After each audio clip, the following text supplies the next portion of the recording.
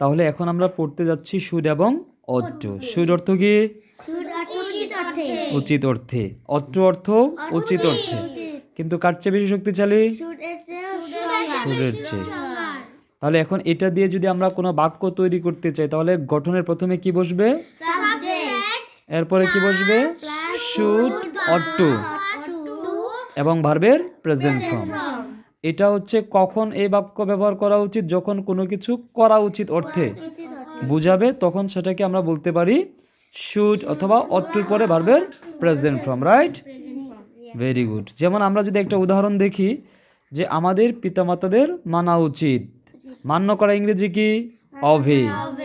তাহলে গঠন অনুযায়ী প্রথমে কি ব্যবহার করলাম? উই। সাবজেক্ট, এই যে দেখো এই সাবজেক্টের গঠনের সাবজেক্ট হচ্ছে এই যে এখানে হচ্ছে উই। তারপর হচ্ছে গঠনের শুড আছে এখানে, এখানে শুড ব্যবহার করলাম। তারপর হচ্ছে ভার্বের প্রেজেন্ট ফর্ম, এই যে দেখো অভে হচ্ছে ভার্বের প্রেজেন্ট ফর্ম, আওয়ার প্যারেন্টস, তাই না?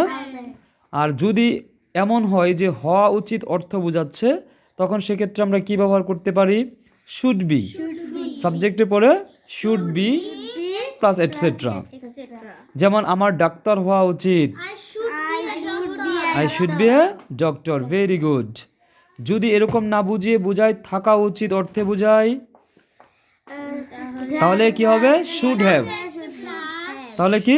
শুড হ্যাভ, তাই না? তাহলে প্রথমে দিতে হবে সাবজেক্ট, এরপরে শুড হ্যাভ প্লাস ইটিসি।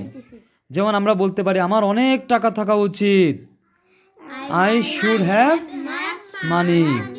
তাহলে এই দেখো এখানে সাবজেক্ট নিয়ম অনুযায়ী শুড, থাকা উচিত অর্থে শুড হ্যাভ, তারপর এটসেট্রা, তাই না?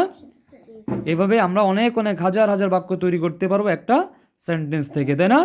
Thanks to all for watching.